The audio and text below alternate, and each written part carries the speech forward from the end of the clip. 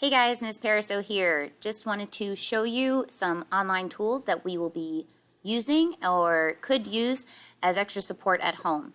So if you go into ClassLink, you're going to find the icon that says McGraw-Hill Education. So this is our online textbook. So parents, if you were looking for an extra resource, I think there was a video about it in the newsletter as well, but there's a textbook that they could refer to. So in class, I will, or I have, depending on it's my algebra class or my math 8 class, we're going to talk about how to access the book. So there's the algebra 1 book, looks like this, and the math 8 book looks like this. It says Georgia Math 8. Now, some students have access to 2 different books, so the previous year's material as well as this year, so it's kind of nice. So when they click on here, their screen is going to look a little bit different. They will have the 2 textbooks, and then there will be another one that says Aleks, and it looks like it has like a little Trivial Pursuit pie chart. So I encourage you to check out the book. It isn't just an online textbook.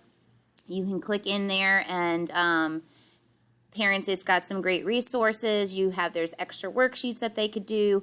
They can find things in here by their chapters, and then go from there. So for example, I don't know, let's go here, equations maybe in one variable. That's what we just did for math 8 in the previous unit. So there's all these like how to do 2-step equations, variables on each side. And then you just simply click ebook, or you can go to all these different resources that they have for that lesson.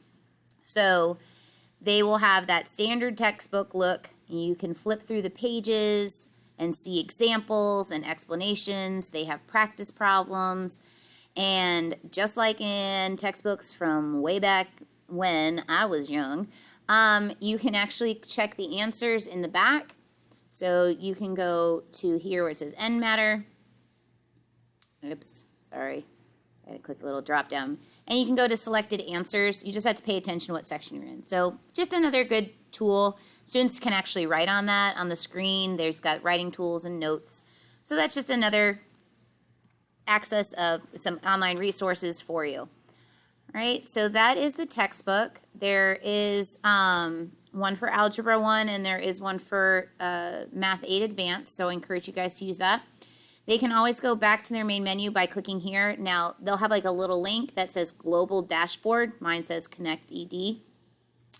All right, so this program is Aleks, and what Aleks is, so they would click on their Aleks pie chart, and if they haven't already started, when they click it, it will look like this. It'll come up like this, and Aleks is the high school version of iReady. So iReady, with the reason we don't really do iReady here in math as much as ELA does is because a lot of our students are at an 8th grade level or beyond. So iReady only goes up to an 8th grade level. So in order to extend their knowledge or actually meet them where they are, which might be 8th grade or a high school class, that's what we have Aleks for.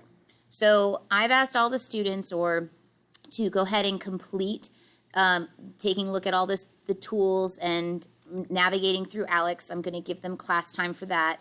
And they'll learn about the program.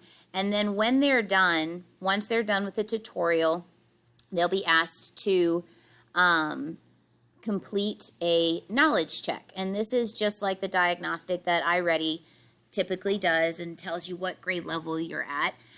So they'll start the knowledge check, and they don't have to finish it in one sitting.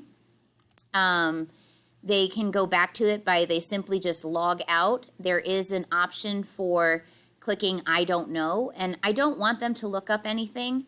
So please don't look up. If you don't know how to do it, make an educated guess.